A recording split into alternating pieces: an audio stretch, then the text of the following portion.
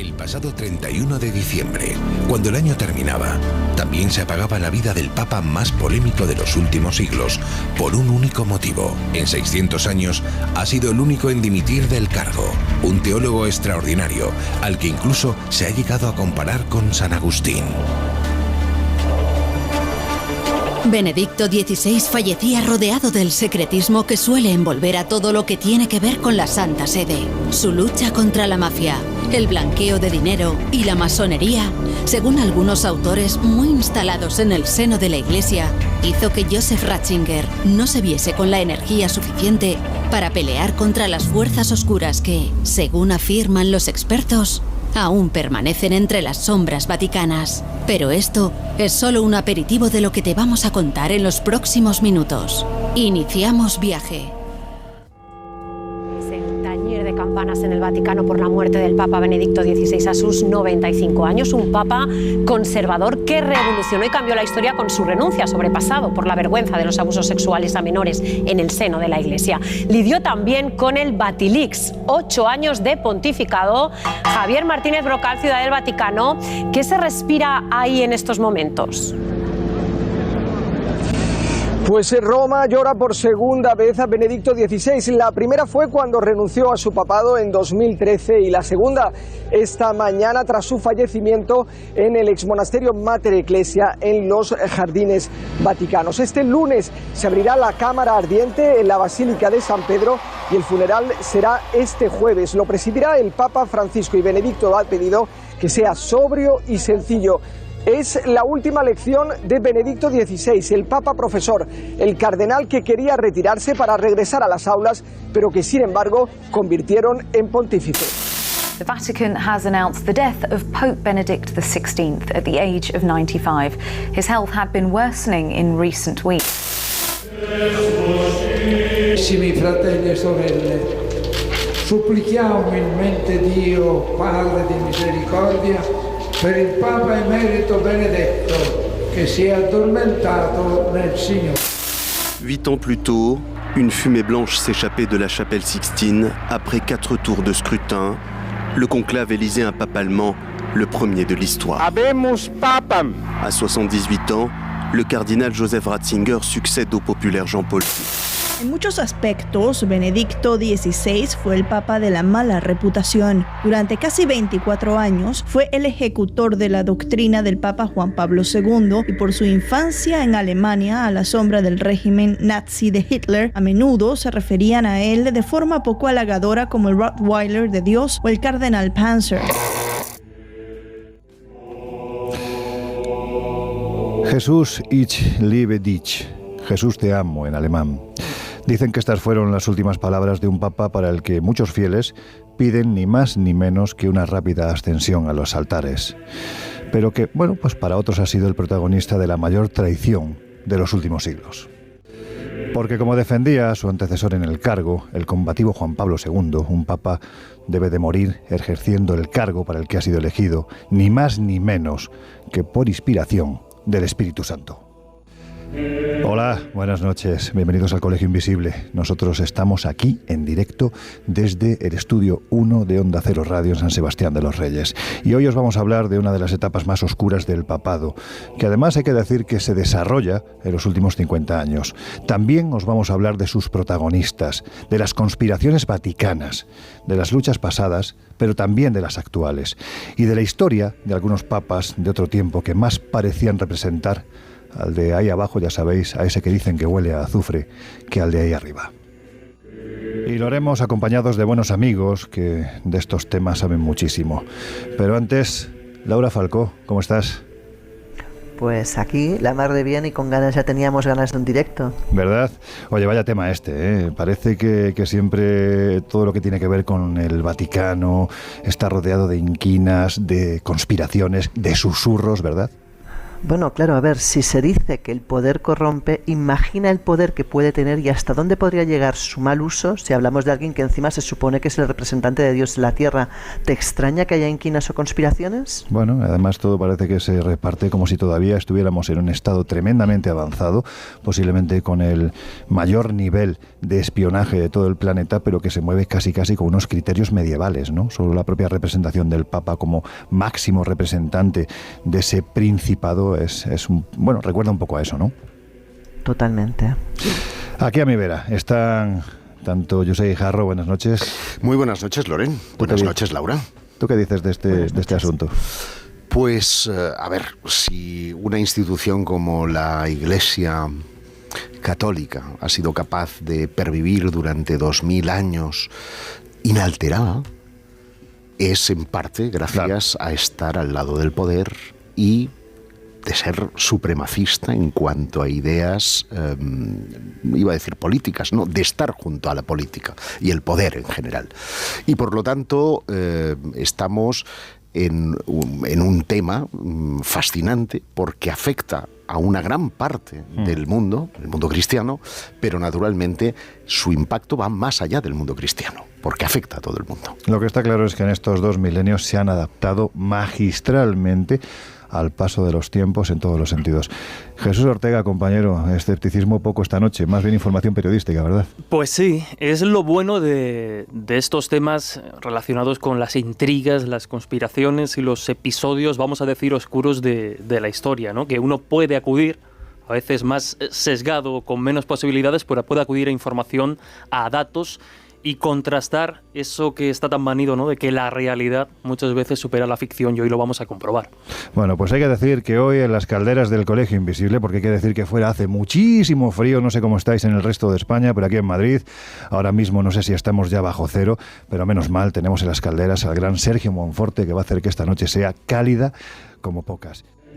Laura, vamos, si te parece, a ese instante en el que se produce la muerte. La muerte, en este caso, de un papa emérito que, bueno, hay que decir, del que sabíamos muy poquitas cosas en los últimos años desde que decidió dejar el cargo. ¿Cómo transcurrió todo?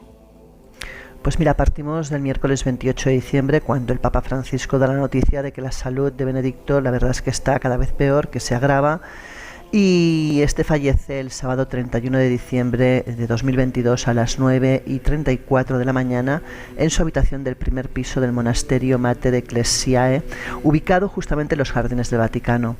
Es hacia las 8 de la mañana que su situación empieza a empeorar y los médicos, temiendo que ya hubiera llegado el momento de soportar su última lucha terrenal, le dicen al arzobispo George Gainswain, su secretario, que llame a las laicas consagradas, hablamos de las Memores Domine, y también, lógicamente, a Sor Brigitte para que estuviesen cerca, pues llegado el momento, ¿no? Dicen que estaba lúcido y, de hecho, pues George, su secretario, había preparado una serie de oraciones de acompañamiento que todos rezaron durante unos 15 minutos. Cuentan que Benedicto respiraba cada vez peor y que uno de los médicos ya afirmó que había empezado a agonizar, y mientras rezaban él exhaló su último suspiro.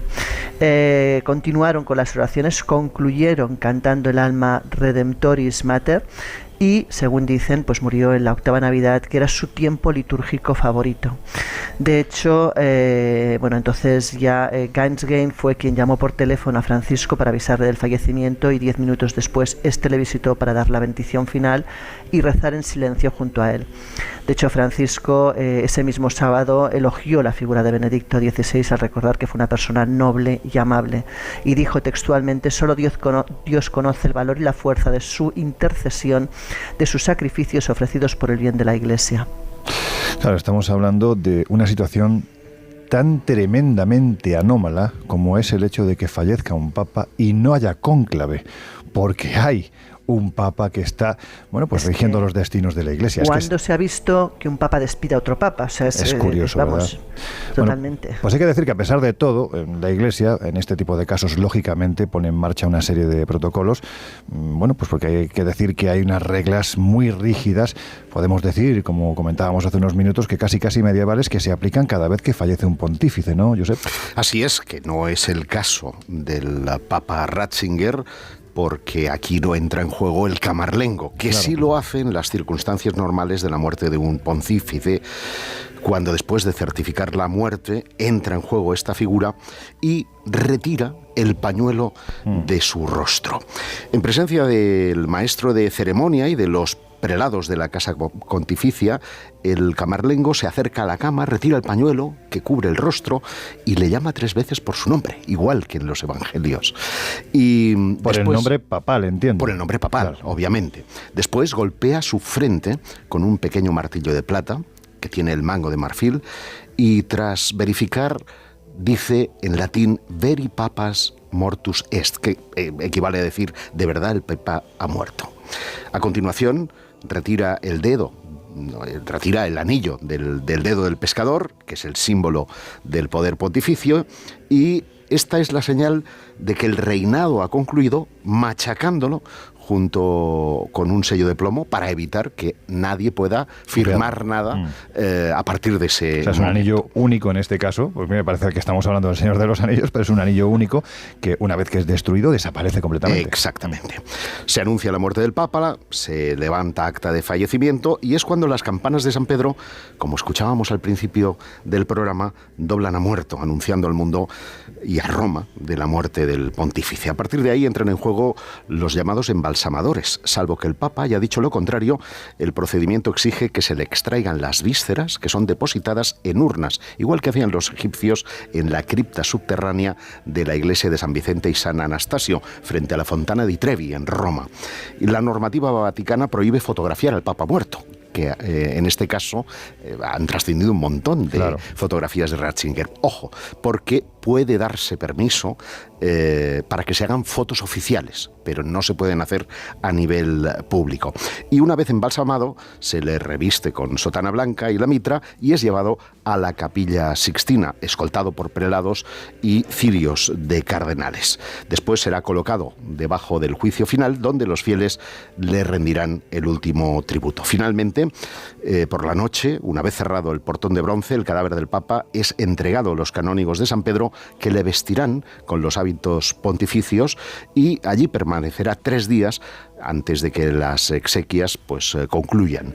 El cuerpo después será colocado en el féretro de ciprés forrado de terciopelo carmesí y encajado en otro de plomo de 4 milímetros de espesor. Todo esto está absolutamente codificado. Y un prelado lee los hechos más importantes de su pontificado y al final mete el pergamino en un tubo de cobre que se introduce en el féretro junto con un saquito de terciopelo con monedas y medallas de su pontificado. Sí, Jesús, querías comentar.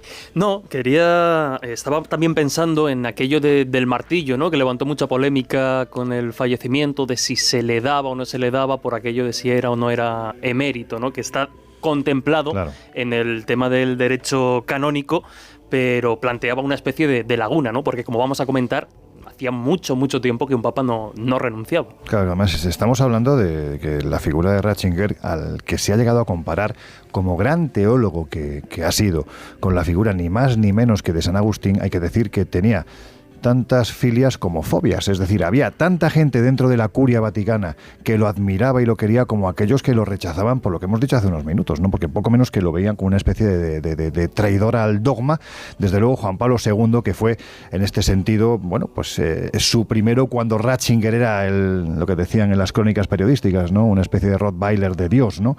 Bueno, pues hay que decir que Juan Pablo II seguramente jamás le hubiera perdonado lo que hizo. Y a mí me da la sensación, Jesús, que Joseph Ratzinger realmente no murió el 31 de diciembre, empezó a morir el 11 de febrero del año 2013, cuando ese día yo creo que todo el planeta se conmovió, nunca habíamos vivido nada así, ante el anuncio de la renuncia del propio Papa, ¿no? Hay que decir que esa era la primera vez que ocurría en 600 años, son 6 siglos, ¿no? Por lo tanto, pues eso, el Papa saliente no había fallecido, se había retirado, había dimitido, pero hay que decir que lo hizo a conciencia a raíz de todo lo que ya venía arrastrando desde años anteriores. Sí, efectivamente. El 11 de febrero de 2013 se produce un hecho completamente insólito. De hacía 600 años, más concretamente 598 años desde que Gregorio XII, en 1415, renuncia también de alguna forma. Como podéis imaginar, y estamos comentando, genera un panorama, bueno, pues una atención absoluta por parte de los medios de comunicación.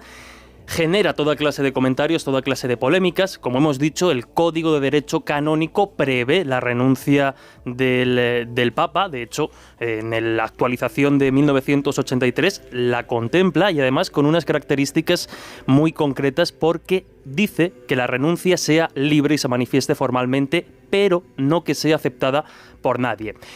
Esta noticia, estas declaraciones conmovieron al mundo, pero como bien decías, venían arrastrándose desde hace ya algunos años atrás. De hecho, en el año 2010, Benedicto XVI ya barajaba o ya daba a entender la posibilidad de dejar voluntariamente su ministerio, de dejar el papado, en el libro que publica Luz del Mundo, El Papa, la Iglesia y los signos de los tiempos, porque ahí él ya comenta y va dejando un poco retazos de lo que se confirmará apenas 2 años más tarde, ¿no? Decía en ese libro: el Papa ya no sea, o sea, contempla esta posibilidad siempre que el Papa ya no sea física, psicológica y espiritualmente capaz.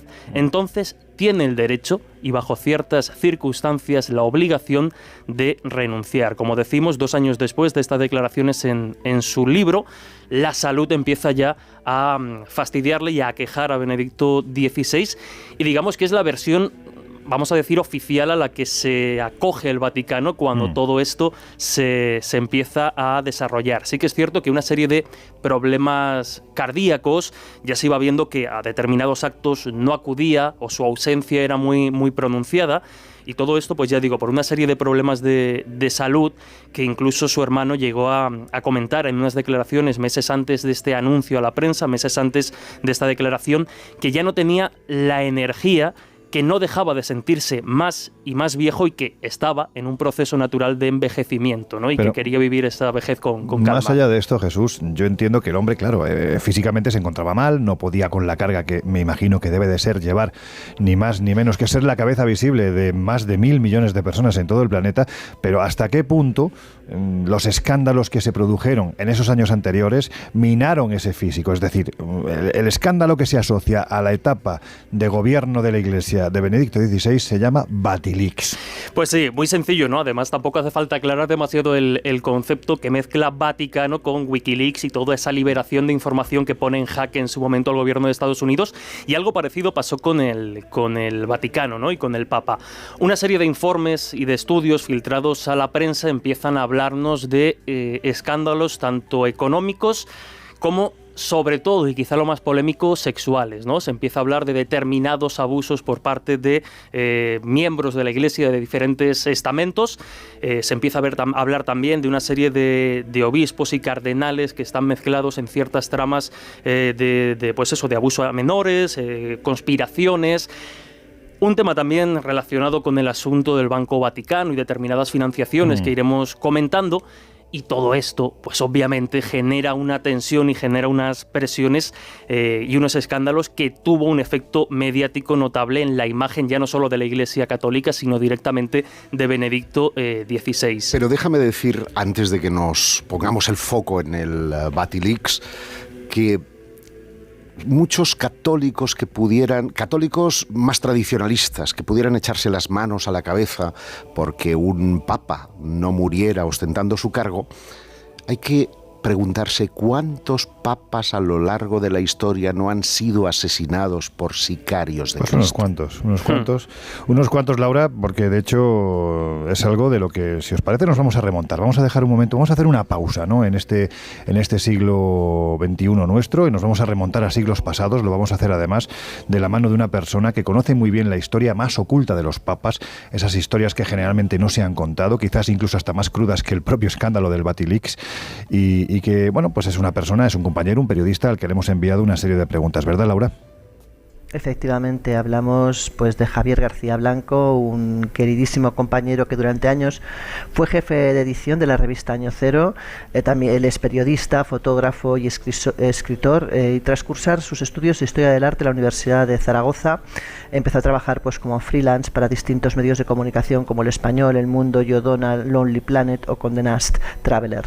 Él es también autor de varios ensayos, entre los que destacan Héroes y Villanos, Templarios en España, Gótica o Ars Secreta. En junio de 2009 puso en marcha la web Planeta Sapiens, un punto de encuentro para todos los amantes de la historia, la ciencia y la cultura, y desde 2012 edita Viajes en el Objetivo, un magazine digital dedicado a los viajes y a la fotografía.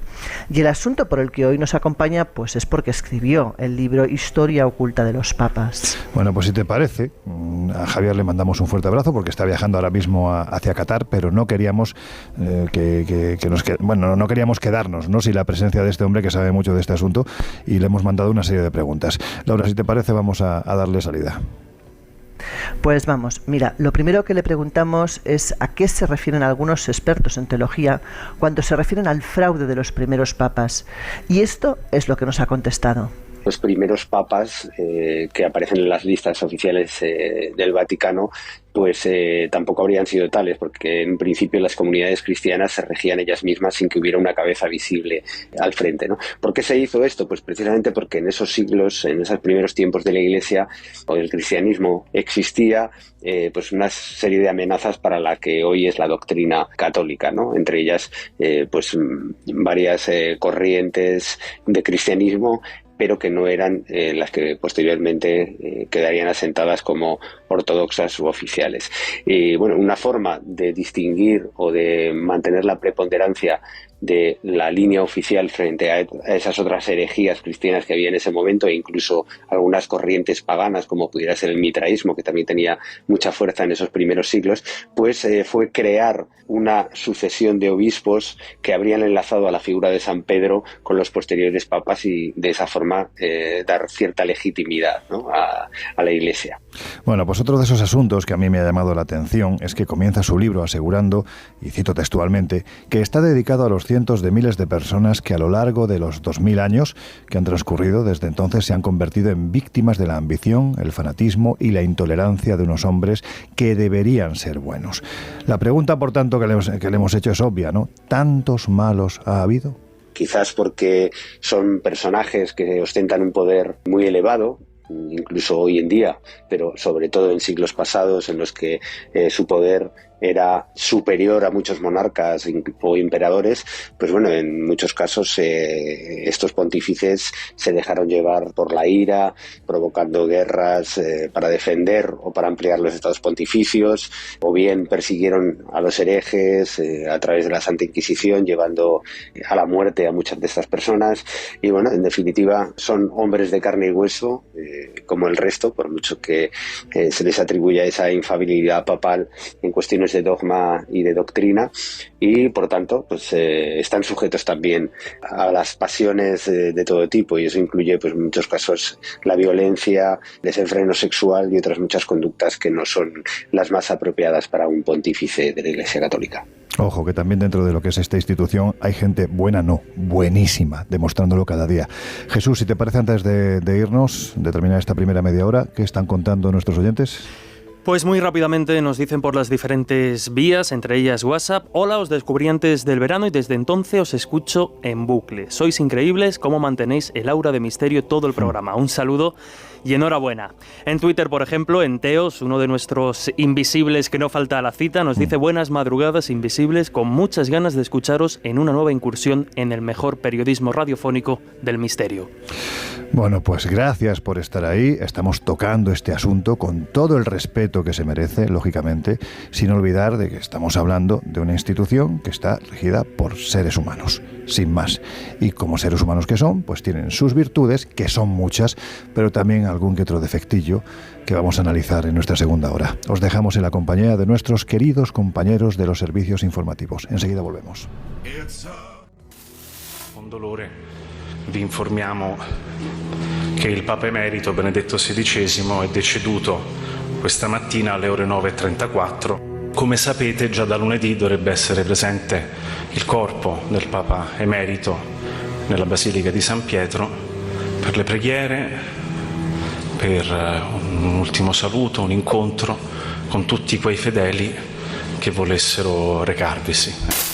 Se recrudece la batalla entre las corrientes conservadora y aperturista de la Iglesia tras la muerte de Benedicto XVI. Los esfuerzos entre los papas por mantener la amistad y la paz entre ambas corrientes saltaron por los aires unas horas después de la muerte de Ratzinger. La muestra es cómo se han multiplicado las declaraciones del secretario personal del Papa Emérito, el padre George, contra el Papa Francisco.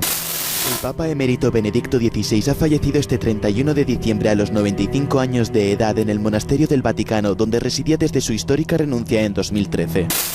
Et omnium sanctorum, miseriatur vesti omnipotens Deus. Su salud se deterioró hace unos 3 días. Son sus funciones vitales las que fallan, incluido el corazón, declaró una fuente vaticana de AFP el 28 de diciembre. Benedicto XVI, el Papa que renunció. Sí, fue elegido como sumo pontífice el 19 de abril de 2005 en el primer cónclave del siglo XXI, pero en febrero de 2013 dimitió. Luego de casi 8 años dijo allanar el camino para alguien más joven. Años de propaganda negativa hicieron que muchos de sus logros pasaran desapercibidos. Fue el primer papa verde hacia el medio ambiente. Un poco triste porque ha sido un papa que, aunque a pesar que tuvo un periodo corto de papado, es un papa emérito y nunca en la historia se ha visto que un papa pueda enterrar a otro papa durante un pontificado. Hola, ¿qué tal? ¿Cómo estáis? Si te acabas de incorporar al Colegio Invisible de hoy, que sepas que te estamos hablando, bueno, yo creo que es más que evidente, ¿no?, de la figura de Joseph Ratzinger, Benedicto XVI, de todo lo que ha podido ocurrir en ese tiempo en el que prácticamente no hemos sabido nada de él, y sobre todo de lo que sí sabemos y mucho, lo que ocurrió y lo que provocó que finalmente dejara el trono de San Pedro. Habíamos terminado la primera media hora del Colegio Invisible de hoy escuchando a un querido amigo, Javier García Blanco, autor del libro Historia oculta de los papas. Después vamos a regresar de nuevo a él, pero de momento nos vamos a quedar en nuestro siglo. Y vamos a repasar la figura de Joseph Ratzinger, Laura, porque hay que decir que el año anterior a la renuncia, bueno, ¿cómo decirlo?, ¿no? Podemos decir que no había empezado precisamente bien para este papa, ¿verdad? Pues no, la verdad es que cuando en enero de ese año un programa de la televisión italiana daba a conocer el contenido de varios documentos reservados que nunca debieron salir del Vaticano, pues las cosas se complicaron bastante. De hecho, las consecuencias se dejaron sentir en las más altas jerarquías del Estado. Pensemos que los papeles filtrados a los medios incluían cuestiones muy delicadas y poco santas, como por ejemplo actividades delictivas como era el blanqueo de capitales, corrupción, abuso de poder y acusaciones de nepotismo. De hecho, a principios de febrero de ese año, para aumentar todavía más esa polémica, que ya era poca, los diarios italianos se hicieron eco de otros documentos procedentes también del Vaticano, en los que se hablaba de peleas entre cardenales y de un hipotético intento de asesinar a Joseph Ratzinger. O sea, que tela marinera. Con aquellos titulares y la noticia pues en boca de todo el mundo, como te puedes imaginar, los pasillos del Vaticano parecían aquello un auténtico hervidero.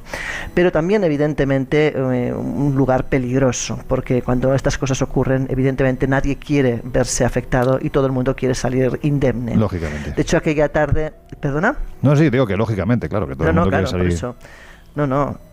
Piensa que aquella tarde del 25 de enero de 2012 hablamos, un programa de las 7 dio a conocer pues varias cartas privadas del cardenal Carlo Maria Vigano dirigidas precisamente al secretario de Estado del Vaticano, Tirciso Bertone. Te lo digo yo que estos sí, nombres ya sabes que a mí me encantan.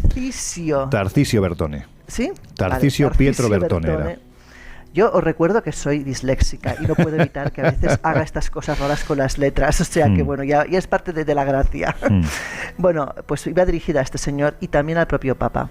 En ellas, pues precisamente el que era entonces secretario de Gobernación del Vaticano le pedía que le permitieran mantenerse en su puesto para poder seguir combatiendo la corrupción y el abuso de poder que según él estaba en las más altas esferas del lugar, del Vaticano, ¿no? De hecho, él hablaba de que bueno, lo que estaban intentando era en cierta manera apartarle de esa polémica, llevarlo con un falso ascenso a Estados Unidos para sacarlo de en medio, porque a nadie le interesaba que se hablara de esa mala gestión, de los amiguismos, de las adjudicaciones de contratos a empresas con precios inflados, bueno, muchísimas cosas que evidentemente eran tremendas. De hecho, una de las cartas iba dirigido a Benedicto XVI y revelaba que su interés era denunciar todo aquello, que eso es lo que le había valido realmente su ascenso a Washington, no los méritos, y que lo único que querían era deshacerse de él. De hecho, de nada sirvieron esas súplicas, nada sirvió intentarlo, porque finalmente pues lo enviaron ahí. Perdona, porque tengo la garganta, un segundo. Venga, bebe un poquito de agua. Lo que está claro... Uy, vaya, eso ha sido como una psicofonía, Laura? Sí, no, tengo la garganta fina. Bueno, si puedes seguir bien, y si no, pues seguimos nosotros, ¿eh? No. Seguimos. Bueno, lo que te decía es que este hombre, cuando ya pues se fue a Washington cumpliendo con su cargo de nuncio, pues la polémica, pues como te puedes imaginar, estaba servida. Y bueno, el caso es que él publicó, de hecho en un periódico, pues toda esta historia, toda esta exclusiva de documentos confidenciales, y en ellos precisamente se hacía mención a un enfrentamiento dentro de la Iglesia en relación a los pasos a seguir respecto al Instituto de las Obras de la Religión, nombre con el que se conoce pues el Banco Vaticano. Vaticana, claro, evidentemente. Según estos informes, entre la curia habría incluso diferencias a la hora de decidir si el IOR debía ser transparente ante la justicia o no tenían por qué rendir cuentas ante nadie, ¿no? De hecho, el tercer bloque de documentos que fueron filtrados, que era seguramente el más polémico, es el que ya levantó todo tipo de ampollas. El 10 de febrero se volvía a publicar otra carta, en este caso escrita en alemán, y que habría enviado el cardenal colombiano Darío Castrillón Hoyos al pontífice. En esta se refería a las declaraciones que presuntamente habría realizado el italiano Paolo Romeo durante un viaje a China en el año 2011, y en las que se aseguraba contar con datos que apuntaban a un posible atentado para matar al Papa Benedicto XVI. Y además el pontífice ya estaría preparando su sucesión en la persona favorita del cardenal, teóricamente, según cuentan estos papeles, que era Angelo Scola, algo que se ha demostrado finalmente que no ha sido así. La verdad es que la trama, vista así, da la sensación de que uno está atendiendo a una película o de Martin Scorsese o de Francis Ford Coppola, es decir, El Padrino. Es que esa es la sensación, pero es cierto, y esto es historia, es decir, durante muchísimas décadas el Vaticano ha estado en el ojo del huracán precisamente porque ha sido una especie de gran lavadora de dinero, en donde ha entrado desde la mafia hasta la masonería, encarnada en propaganda DUE, esa logia con un nombre para los españoles un poquitín gracioso, ¿no? El acrónimo P2, pero lo cierto, sí. Seguramente porque era bastante más... Sí. No me lo veía venir. Muy escatológico. Valoriente, ¿no?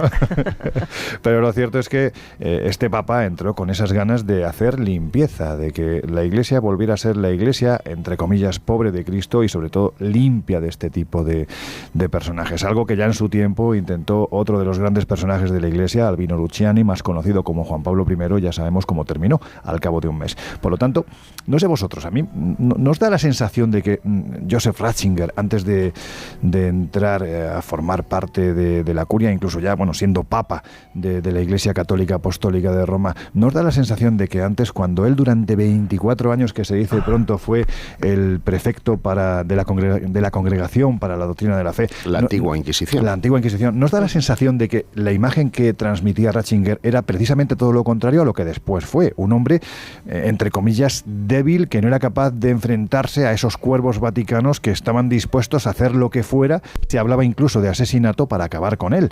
¿Nos da la sensación de que esa imagen que transmitía era todo lo contrario? Vamos, si le llamaban el Rottweiler de Dios... Más bien tenía que ser Cordero, porque efectivamente parece que además es que nació con ese estigma por el hecho de ser alemán, de vincularle con el tema del nazismo, que es una falsedad como una casa. La verdad es que siempre estuvo debilitado, pero paralelamente a esto él hizo mucha limpieza, y eso le desgastó de una forma terrible. Jesús, no sé si quieres comentar algo. No, más allá de lo que comentaremos después. ¿Cómo y de estamos esas, con las toses? Sí, de esas hay que cuidarse, vinculaciones con la mafia, ¿no? Y cómo poquito a poco esta organización, a través de determinados personajes, se va metiendo dentro del Vaticano, y más concretamente dentro de ese IOR, ¿no? Que sería el acrónimo, como hemos dicho, del Instituto para las Obras de la Religión o Banco Vaticano. Es tremendamente interesante. Y con lo que comentabais, ¿no? Con respecto a la imagen, ¿no? A la paradójica imagen de Ratzinger, con esa aparente fortaleza, y que luego, como decíais y comentabais, no se acaba de confirmar, porque ni siquiera tuvo la fortaleza de enfrentar todas estas polémicas o de tomar decisiones drásticas mejor dicho, con respecto a ciertas informaciones, pues sí que es un contraste bastante llamativo. Bueno, pues se produjeron esas filtraciones que comentaba Laura hace unos segundos, y como era de esperar, lógicamente, la respuesta a dichas filtraciones no tardó en llegar, lógicamente, desde las entrañas del Vaticano. Fue el jesuita, en este caso Federico Lombardi, director de la sala de prensa de la Santa Sede, quien contestó... ¿Quieres agua, Josep? Sí. Es un poquito, pues toma. Muchas gracias. Venga, pues eso, ¿no? Estamos hablando del director de la sala de prensa de la Santa Sede, que contestó asegurando que la filtración se debía a individuos malintencionados, y cito textualmente, que solo buscan crear confusión y desconcierto. Por otra parte, Lombardi, pues no dudó en comparar lo ocurrido con las filtraciones de Wikileaks, e incluso utilizó por primera vez el término Vatileaks, que yo creo que ya forma parte, ¿no? Es un sello, ¿no? de toda esta historia. Bueno, hay que decir que eso, ¿no? Que por otra parte el portavoz se refirió a la revelación más polémica, la del supuesto plan para asesinar ni más ni menos que al mismísimo Papa Benedicto XVI, ¿no? Asegurando que era totalmente falsa. Vuelvo a citar textualmente, porque en este caso, en estos casos no se deben ni quitar ni añadir comas. Decía así: es un desvarío delirante que no puede tomarse en serio de ningún modo.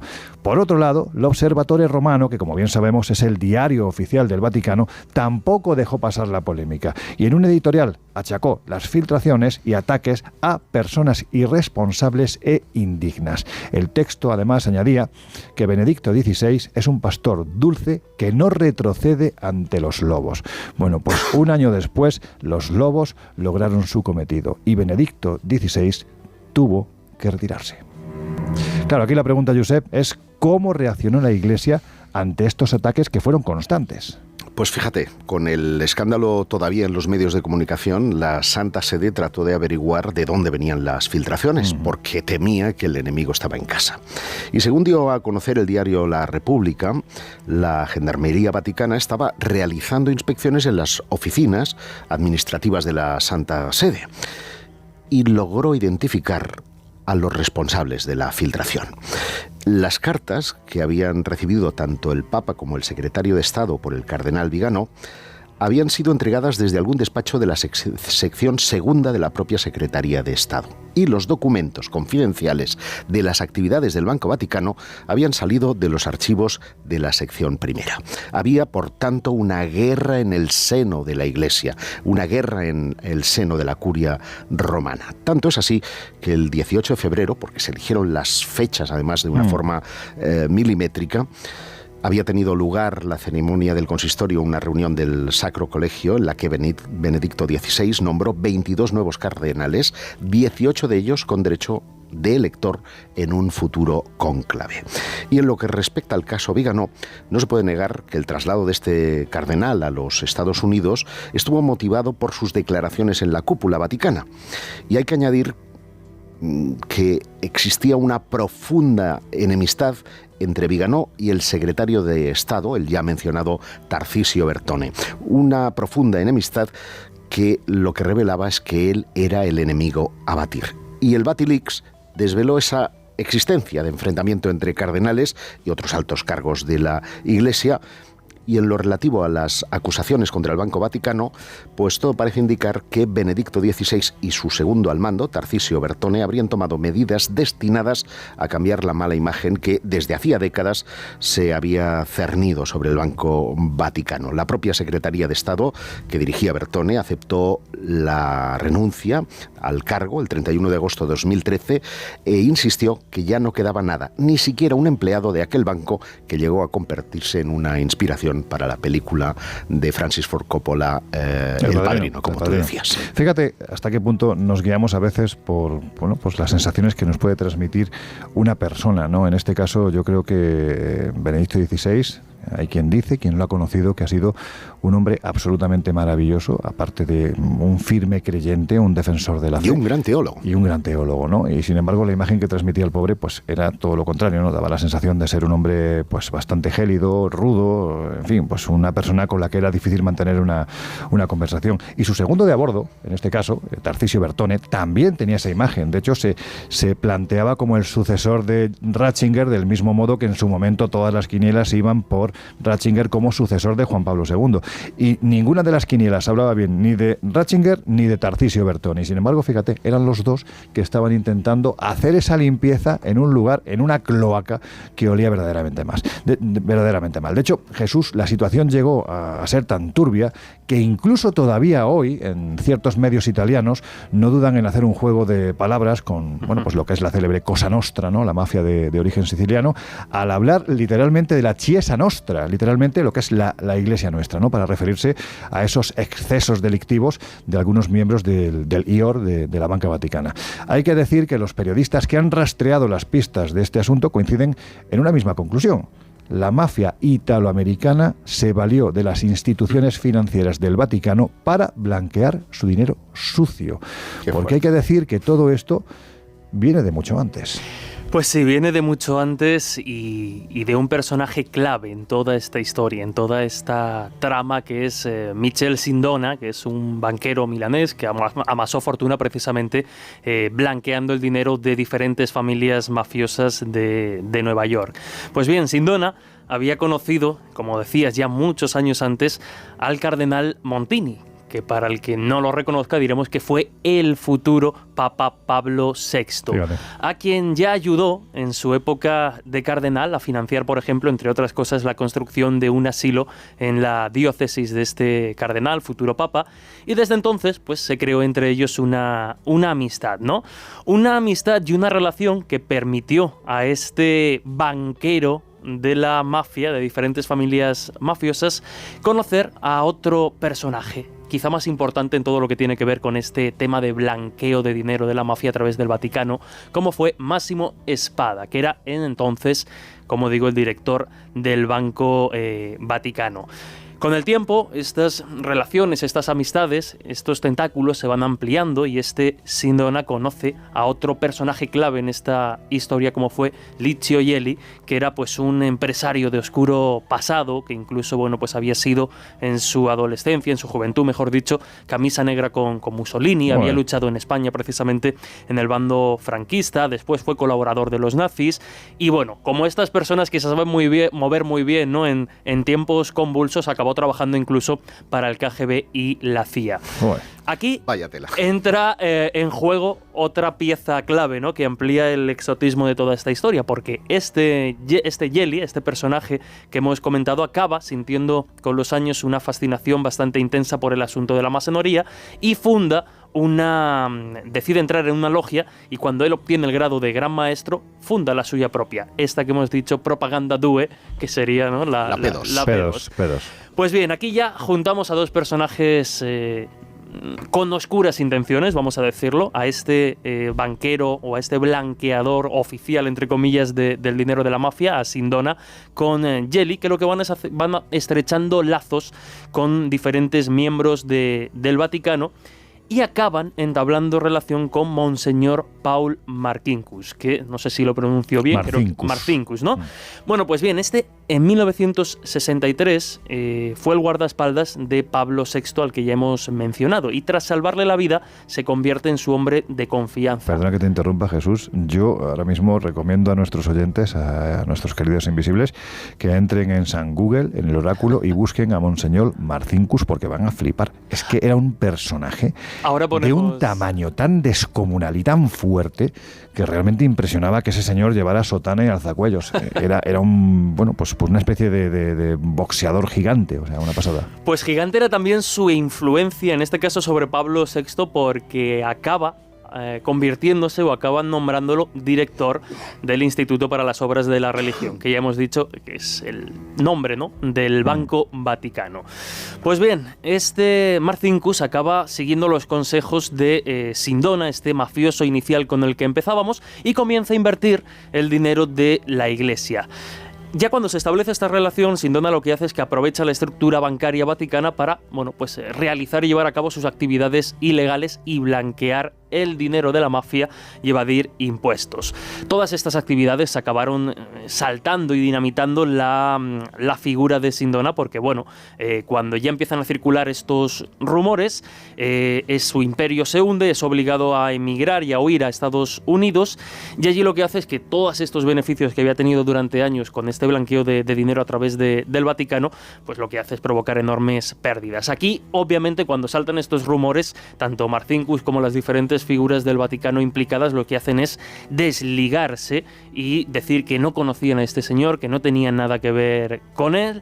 De hecho, Sindona acaba siendo procesado en Estados Unidos, acusado de cometer más de 60 delitos, entra en prisión.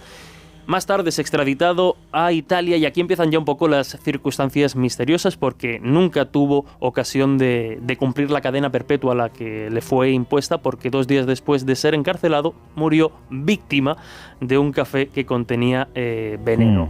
Qué casualidad, ¿verdad? Después de Sindona comienzan a perseguir a Gelli, ya lo hemos dicho, el fundador de esta logia masónica que también tiene relación con la banca vaticana. También es encontrado muerto en extrañas circunstancias, se barajó incluso la posibilidad de un suicidio, pero bueno, las hipótesis son abandonadas. Y lo cierto es que estos personajes asociados o vinculados con la mafia, ajenos al Vaticano, vamos a decirlo así, es decir, que no estaban dentro de la institución ni del banco directamente, van cayendo, van apareciendo muertos en extrañas circunstancias, y todos estos rumores provocan una lucha feroz que ataca directamente a diferentes cardenales, obispos y otros altos cargos de la administración vaticana, y empiezan a filtrarse documentos que tenían una clara intención, ¿no? Y era hacer daño a sectores muy concretos de la curia. En este caso, bueno, pues ya acercándonos a tiempos más recientes, parecía que, bueno, pues todas estas historias empiezan a salir y empiezan a cobrar fuerza precisamente en esos años previos a la renuncia también de Benedicto XVI. Y con todo este ambiente tan enrarecido, estamos a finales de los 70, a principios de los 80, de repente aparece un señor que decide que quiere limpiar todo.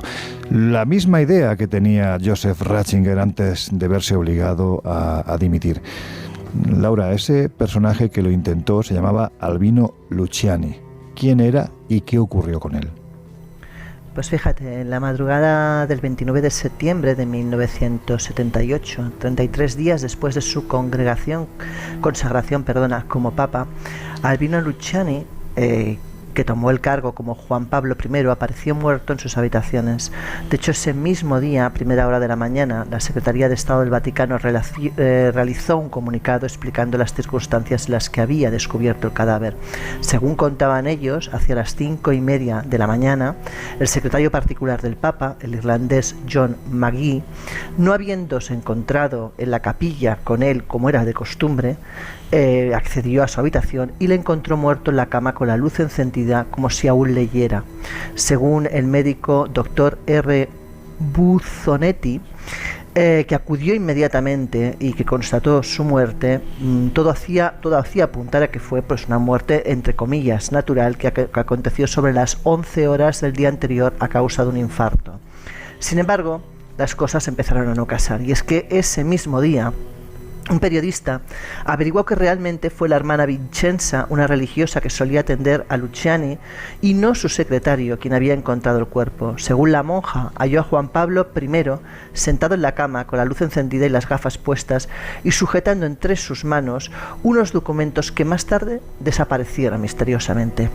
Sin perder el tiempo, avisó al secretario, a John Magee, quien a su vez puso al tanto de lo ocurrido al cardenal Billot. Fue este quien hizo llamar teóricamente al doctor Buzzonetti para que certificara el fallecimiento del Santo Padre.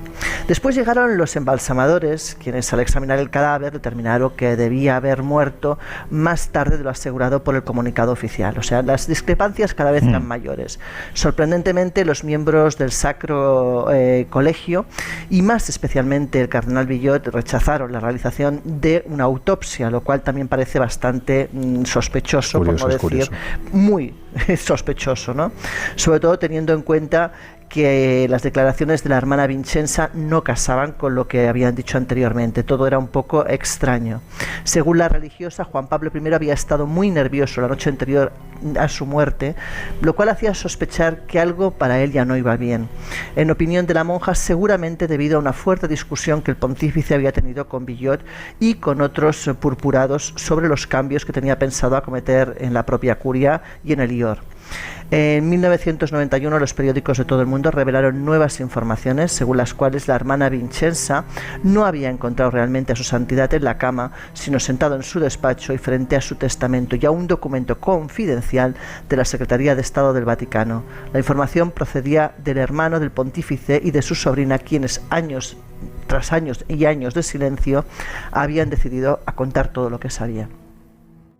Claro, yo me imagino que en el momento en el que Joseph Ratzinger, Benedicto XVI, todo un papa de la Iglesia, decide que va a acometer una de las misiones más difíciles de su vida, ya estando su vida precisamente, podemos decir que en los últimos años no tenía la fuerza de cuando era joven, pues me imagino que echaría también un vistazo atrás y se preguntaría, seguramente él ya lo sabía, si a Albino Luciani, a Juan Pablo I en este caso, pues por hacer algo parecido, hombre, no se puede decir categóricamente que lo asesinaran, pero bueno, existía esa posibilidad de que en un momento determinado se lo hubieran quitado de en medio.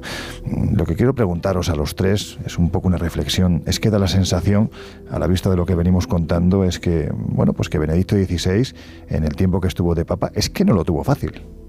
No, en absoluto. No solo tenía el enemigo en casa, sino que además la opinión pública tampoco estaba de su lado. O sea, son ambos factores los que jugaban en contra, ¿no? Yo creo que solamente los fieles le seguían, porque fue un buen papa. Y no todos, porque veníamos de un papa con un carisma tan monumental como era Juan Pablo II. Claro. No, es cierto, a veces no juzgamos, ¿no? O no somos justos en las valoraciones que hacemos y no somos precisamente conscientes de todas las presiones y la dificultad que es estar en un cargo de semejantes características, con todos esos cuervos, ¿no? A veces rondando y con la intención de desbaratar o desestabilizar cierto poder. Y como estamos comprobando esta madrugada, la cosa va mucho más allá de lo evidente y de lo que vemos, ¿no? Y todas esas intrigas y esos tentáculos y conspiraciones que operan bajo cuerda, ¿no? En ese estado profundo vaticano que de alguna forma acabó dando al traste, ¿no? Y consiguiendo un poco aquello que pretendían. La verdad es que genera un poco de ternura, ¿verdad? Este hombre no era querido por la curia, por los cuervos, fíjate, no era querido por mucha parte de la feligresía, bueno, en fin. No, te iba a decir, fíjate que es verdad que cuando tú lo veías, ese aspecto que tenía, esa especie de mirada extraña, porque tenía unos ojos que parecían casi demoníacos a nivel de aspecto físico, ¿no? Es verdad, yo siempre he pensado que era un papa que físicamente, ostras, tenía un aspecto un poco extraño, pero es verdad que cuando te conoces a fondo toda la historia y ves realmente el hombre todo lo que tuvo que hacer y luchar, y que seguramente se acabó retirando por muchas presiones y por muchas cosas más allá de las que públicamente se pueden haber declarado, pues sí que te genera una cierta compasión o ternura, ¿no? Ternura, ¿verdad? Sí. Yo creo que al final lo que decidió fue, mira, yo no puedo, pero os voy a poner a uno que sí va a poder, y parece que lo está demostrando, era el preferido, ¿no?, de Ratzinger. Sí, bueno, y de hecho en el cónclave anterior, cuando es elegido Ratzinger, el enfrentamiento final entre los diferentes príncipes de la Iglesia, entre los purpurados, bascula entre que salga elegido Jorge Mario Bergoglio o que salga elegido Joseph Ratzinger. Finalmente quieren un continuismo, un cierto continuismo, porque meter a un jesuita, ahora lo veremos, en el trono de San Pedro era algo, bueno, pues era una ruptura demasiado importante, ¿no? Digamos que a Ratzinger lo sitúan como un papa de transición, pensando en que después llegará otro que, bueno, pues más o menos podrá hacer una renovación, pero no se esperaban la llegada de Francisco. Pero Jesús, antes de continuar, vamos a dar un repaso a lo que están diciendo en nuestras redes sociales, si te parece. Pues sí, ya saben que pueden comentar a través de Twitter, Facebook, como @coleinvisibleoc, con el hashtag coleinvisible, y entre otros muchos temas nos dicen el Vaticano, símbolo universal de una institución milenaria todopoderosa tejida con el hilo de los enigmas, secretos y misterios llenos de conspiración. Gran programa el de esta madrugada. Juan Sin Tierra nos dice, vamos, que Coppola se quedó corto con las relaciones de la mafia con el Vaticano. Pues sí, la verdad es que algunas cositas le faltaron. Dice, si Dios existiera, tendría que reducir a cenizas ese sitio. Lo que menos importa ahí es la fe o la religión. Bueno, un comentario más drástico, pero... Tampoco es necesario, ¿no? Me encanta lo documentadísimo y la preparación de cada emisión de Cole Invisible. Y entre otros muchos temas, ¿no? Y los enigmas que van surgiendo por las redes, claro, nos hemos metido hoy en un tema inmenso, plagado de enigmas, y ya nos vamos dando cuenta, ¿no? de que el tiempo da para lo que da, pero nos preguntan, entre otras muchas cosas, sobre Emanuela Orlandin, ¿no? Esta joven de 15 años que desapareció en la Ciudad del Vaticano en el año 83, que aquello fue considerado como un secuestro, pero que nunca tuvo una resolución judicial. Uno de esos enigmas un poco turbios también, asociado, ¿no?, en la órbita de lo que tiene que ver con el Vaticano. Pero bueno, como estamos diciendo en redes, vamos tomando notas de todas estas sugerencias y todas estas propuestas, porque siempre son agradecidas para preparar programas y temas en el futuro. Bueno, pues vamos a regresar a ese momento. Joseph Ratzinger ha dejado el papado, ya no es la cabeza visible de la Iglesia, y es elegido en cónclave Jorge Mario Bergoglio. Josep, ¿se le esperaba? Pues no. Fijaos que desde la primera votación, que tuvo lugar en la tarde del 12 de marzo de 2013 en la Capilla Sixtina, saltó la sorpresa.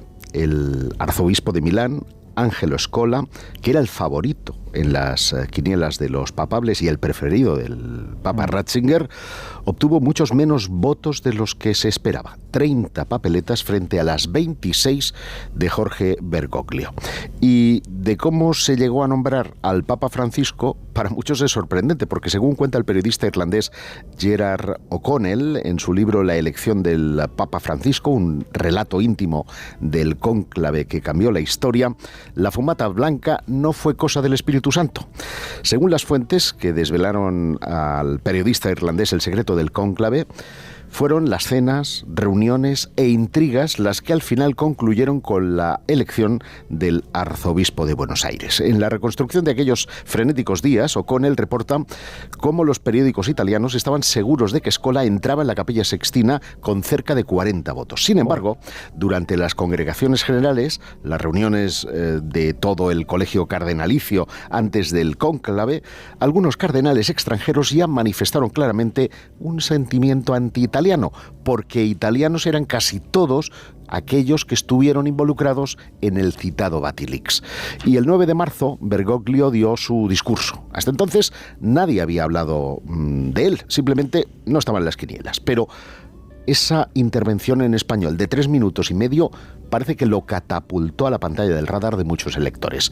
Pero fundamentalmente, lo que inclinó la balanza en favor del arzobispo argentino fue la cena secreta que tuvo el cardenal Attilio Nícora, que lideraba el grupo anti-Scola y que celebró en su casa justo antes de que se iniciara el cónclave, con 15 o 20 más purpurados latinoamericanos, europeos y asiáticos, a quienes convenció que apoyaran a Bergoglio. En el almuerzo, en Santa Marta, algunos cardenales que no querían al jesuita empezaron a difundir que el arzobispo de Buenos Aires le faltaba un pulmón y que no estaba bien de salud, lo que motivó incluso que el cardenal español Santos Abril y Castelló le preguntara a propósito para salir de dudas. Y el 13 de marzo por la mañana, los 115 electores volvieron a votar. El arzobispo de Buenos Aires se acercó entonces a los 77 votos, que son los necesarios para salir electo, cosa que ocurriría en la quinta y última elección en la que el Espíritu Santo se posó. Es increíble, la verdad es que lo estamos escuchando y bueno, pues yo creo que no hay guionistas que sean capaces de recrear pues eso, una cena secreta en pleno cónclave con la intención de orientar la balanza hacia uno, hacia otro. Bueno, esto es una pena no tener una cámara oculta para momentos así. Es que sería fascinante, ¿verdad? O sea, en la Capilla Sixtina, tener ahí una cámara y un micro bien colocados, total. Yo creo que daría un morbo tremendo. Total. Laura se llevaría los aparatos para grabar psicofonías allí, ¿verdad? Sí. Oye, Jesús, de repente los papas muertos manifestándose. Bueno. Bueno, algunos sacaron de la tumba, ¿no? Oye, pues efectivamente, algunos sacaron de la tumba. A ver si nos da tiempo a que Javier García Blanco nos cuente alguna historia de papas que fueron juzgados después de muertos y para eso fueron sacados ni más ni menos que de la tumba. Pero en fin, Jesús, que nos estábamos yendo al momento en el que es elegido Jorge Mario Bergoglio, Papa Francisco, un jesuita de la Santa Sede. Es que esto rompía muchos esquemas, ¿no? Rompía muchos esquemas y ahora veremos si de alguna forma esto que parecía no temerse, pero sí que generaba cierta inquietud, que no sabía muy bien qué derivas iba a tomar o qué consecuencias podía tener esta elección, nos lleva a preguntarnos y a conocer un poco mejor quiénes son los jesuitas, ¿no? Y por qué generaban esa inquietud.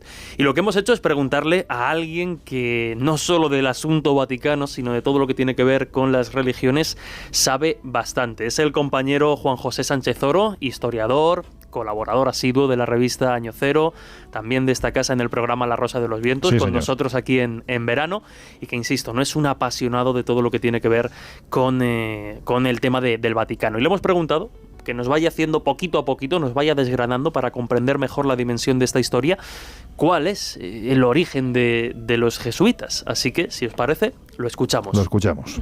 A mí, a la hora de hablar de los jesuitas, me gusta mucho la definición que leí una vez en un artículo, en el cual se decía que los jesuitas eran los marines del Papa. Y realmente, si revisamos un poco la historia, aunque sea rápidamente, nos damos cuenta de que ha sido así, de que realmente han funcionado como su guardia pretoriana. Se funda en el siglo XVI, la funda Ignacio de Loyola, un exmilitar vasco, que de pronto, pues decide dedicarse, consagrar su vida a la fe y a la espiritualidad. El contexto de la época es las guerras de religión, la lucha contra los protestantes, el momento de la Reforma y la Contrarreforma, el Concilio de Trento, y el papado se da cuenta de que necesita un auténtico cuerpo de élite que no solamente se dedique a desarrollarse intelectualmente, sino también, a ponerse el mono de faena y trabajar sobre el terreno. Es la época también de los grandes descubrimientos, de que Occidente empieza a mirar América y Asia, y por lo tanto necesitan también trasladar allí la fe, como digo, con un personal muy aguerrido y muy bien amueblado mentalmente e intelectualmente. Entonces es la época de la gran expansión durante estos siglos de la orden de los jesuitas, empieza a tener muchísimos centros de estudio, también misiones en el extranjero, en diferentes puntos del globo, y eso hace que realmente se convierta en una auténtica orden religiosa global. Los marines del Papa. Genial. Es tremenda, sí. La denominación. Es afinado con los conceptos que saca de vez en cuando Juanjo. Pero para comprender mejor precisamente a esta orden, también conviene, como decía, ¿no? O como nos indicaba, irnos precisamente a algunos de sus personajes más ilustres a lo largo de la historia y que han tenido una influencia capital, no solo dentro de la Iglesia, sino en la historia en general. Y también los intereses y la dimensión intelectual que esta orden ha tenido a lo largo de los siglos. Y de nuevo, Juanjo Sánchez Oro nos da esas claves. Con respecto al poder intelectual de la orden de los jesuitas, es absolutamente descomunal a lo largo de la historia. De su seno han salido figuras de primerísimo nivel intelectual, no solamente en el campo religioso, no solamente en el campo de la teología, sino también en el campo del conocimiento en general. Hay que tener en cuenta que la Compañía de Jesús tiene del orden de 230 universidades repartidas por unos 60 y tantos países del mundo, lo cual indica que eso es un caladero descomunal también para obtener mentes brillantes. Y por citar algunos nombres que un poco a lo mejor puedan tener más que ver con nuestros temas, jesuita era, por ejemplo, Athanasius Kircher, también el famoso místico y cosmólogo y filósofo en general, Teilhard de Chardin, que tenía un pensamiento también muy, muy audaz y muy vanguardista, que en algunas ocasiones también comprometía a a la Iglesia, ¿no? Él también se dedicaba a la paleontología.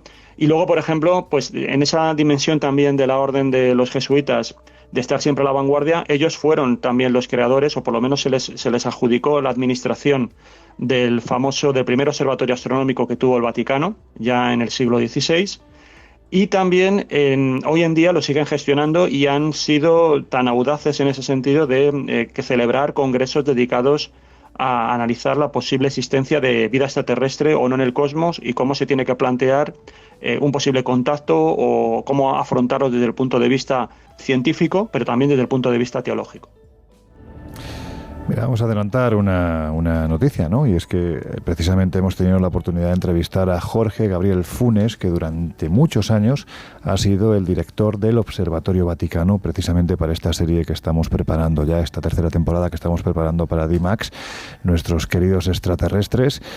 Bueno, pues ya sabéis que es una serie en la que intervienen tanto Laura Falcó, como José Guijarro, como Miguel Pedrero, también eventualmente nuestro escéptico de lujo, Jesús Ortega. Aparición estelar. Pero bueno, ahí vais a poder ver una entrevista con este señor que, como digo, dirigió, siendo jesuita, lógicamente, dirigió el Observatorio Vaticano. Y si os parece, para terminar con toda esta incertidumbre que provocó la elección del actual Papa, del Papa Francisco, y que proveniese de esa orden de los jesuitas, le preguntamos a Juanjo si realmente llegó a haber consecuencias o podemos detectar una influencia directa del pensamiento y el modo de actuar de esta compañía, de esta orden, una vez ya es elegido el Papa Francisco. Lo escuchamos. No termino de tener muy claro si realmente la orden de los jesuitas influyó de alguna forma expresa en la elección del Papa Francisco.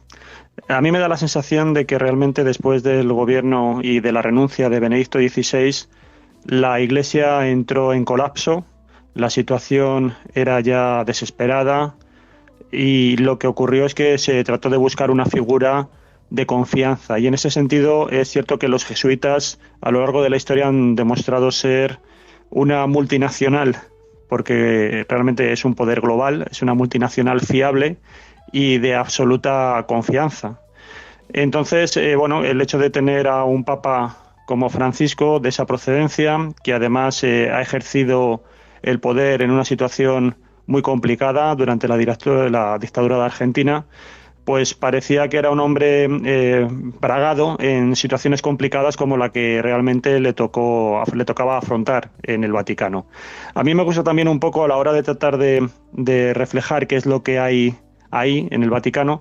Me gusta mucho el análisis que nos comentó en su día en una entrevista que le hicimos Jesús Ortega y yo que fue durante muchísimos años, creo que unos 30 años, corresponsal de TV3 en el Vaticano, que es Vicente Lozano. Él nos comentaba que realmente en el Vaticano había como 3 almas.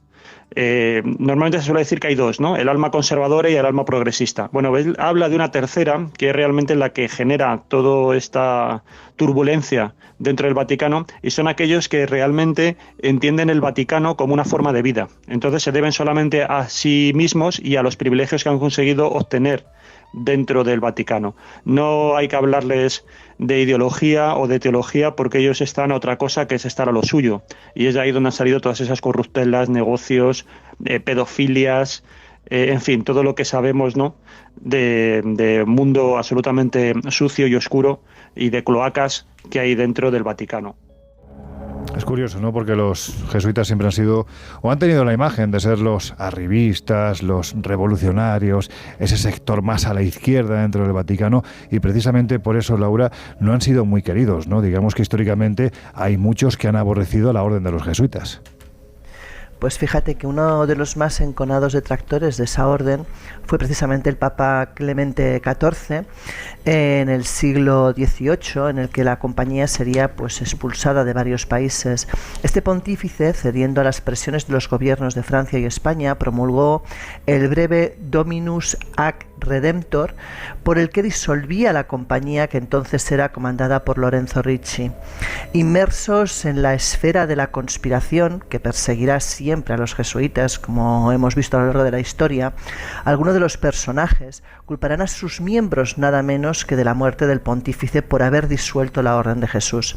En su libro El secreto de los jesuitas, el periodista Manuel Barrios recoge frases como las siguientes respecto a este oscuro asunto. Dice lo siguiente: de nuevo, la muerte es usada con finalidades turbias, en concreto para atacar a los odiados jesuitas. Al parecer, los manuscritos de los que extracta estas acusaciones parecen corresponder a cartas de un cardenal anónimo dirigidas en aquella época a un noble señor de la corte madrileña, en las que pide venganza. Y cito textualmente: pues de lo contrario veré que triunfan los más inicuos que hay en el mundo, que son los jesuitas y sus parciales, que componen la facción más poderosa que hay en Roma, por cuanto se junta con ella la mayor parte de los cardenales. O sea que bueno, que como puedes ver, la inquina hacia los jesuitas era importante. De hecho, él denuncia que toda Roma está llena de esta voz, lo que dicen los ex jesuitas españoles en el café que está frente de Venecia, y con ellos lo dicen también sus terciarios que ahí concurren, ¿no? Pues seguro que no se imaginaba el autor de estas letras y otros detractores de la orden que un jesuita, precisamente en el año 2013, se sentaría en el mismísimo trono de San Pedro. Un jesuita, Laura, que a veces cuando abre la boca dicen que suelta cosas que no se corresponden a alguien que está sentado precisamente donde él está sentado, ¿no? Porque hay que decir que a veces el Papa actual no deja de engordar las teorías conspirativas al decir cosas como, por ejemplo, bueno, pues alguna de las que nos vas a contar. Pues sí, efectivamente, ha revelado cosas inauditas. Por ejemplo, tras su operación de colon, él decía que algunos le querían muerto y que sabía que algunos prelados se habían reunido para preparar el conclave.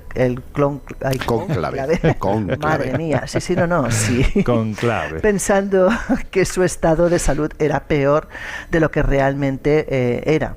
Él además advirtió en una televisión católica que continuamente hablaban mal del Papa. A su juicio, personalmente, él dice que claro, que puede merecer cualquier tipo de ataque o de injuria, porque no deja de ser un hombre, un pecador, pero que la Iglesia no merecía esto. Él decía ante esta historia que parecía obra realmente del diablo.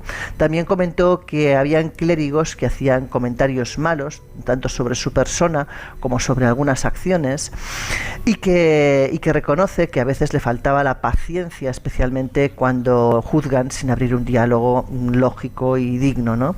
Dice que algunos le acusaban por no hablar de santidad y que siempre que él habla del tema social y que lo defiende, y que además él se declara que es como comunista, de hecho, y que bueno, que él cree que eso de que le juzguen de esa manera, pues que no era lo suyo. De hecho, él llegó a escribir una encíclica entera sobre la santidad, que bueno, es una de las cosas que él defendía, que no le parecía justo que lo juzgaran por eso, porque él de hecho había hablado muchísimo del tema, y bueno, y él decía que realmente lo que hace es lo que cree que tiene que hacer y que no le parece lógico que lo juzguen de esa manera. Él decía que se necesitaba mucha paciencia, oración y caridad. De hecho, el Papa también expuso los motivos por los cuales ha firmado un documento pontificio que limita la celebración de la misa tridentina, con el que además regula las misas en latín, lo que, como te puedes imaginar, ha causado un auténtico escándalo en los sectores más tradicionalistas. Él dice que espera que con la decisión de frenar el automatismo del rito antiguo se pueda volver a las verdaderas intenciones de Benedicto XVI y de Juan Pablo II. De hecho, él dice que su decisión es fruto de una consulta con los obispos del mundo el año pasado. El sacerdote argentino Juan Carlos Molina, a su vez jefe de la Secretaría de Programación para la Prevención de la Drogadicción y la Lucha contra el Narcotráfico, hizo también una confidencia sobre un diálogo que tuvo en su momento con el Papa Francisco, y dice lo siguiente: yo he venido muchas veces acá a verlo, a Roma, y en uno de esos encuentros él ha dicho: cuídate porque te van a matar. Y él, a esa observación mía, me contestó: mira, es lo mejor que me puede pasar y a vos también, le dijo. Y entonces, claro, el padre Molina le respondió lo siguiente, dice: hombre, todavía no, por Dios, que tengo 47 años. Según el religioso y funcionario, el Papa tiene muy claro que en el fondo todo lo que le está ocurriendo es parte del martirio de su trabajo en la tierra y de lo que él tiene que asumir. Bueno, Pues afrontamos ya los minutos finales del Colegio Invisible de hoy. Esperamos que os haya gustado. Ha sido, hemos intentado que sea un trabajo periodístico recordando la memoria de una persona que ha marcado el tiempo en el que le ha tocado ser pontífice, seguramente mucho más tiempo dentro de lo que es la Iglesia Vaticana, y que seguramente también fue una gran persona. La pregunta que os hago para terminar ya, Laura, Josep, Jesús, nos quedan muy poquitos minutos, así que intentad ser breves, pero ¿hacia dónde irá la Iglesia una vez que no esté el Papa Bergoglio? ¿Qué pensáis vosotros? Joder, para ser breves, ¿eh? Es que es muy complicado porque hasta que no se manifieste el Espíritu Santo no podemos saberlo. De todas maneras, sí parece que la Iglesia, para mantenerse en sus dogmas, pues igual quiere alejarse de esta teología de la liberación, ¿no? Que un poco protagoniza el Papa Francisco, pues diciendo que los gays no cometen ningún delito, utilizando el preservativo en algunos casos, por ejemplo, para prevenir el SIDA. Estas cosas seguramente hacen que muchos se rasguen las vestiduras dentro del seno de la Iglesia Católica.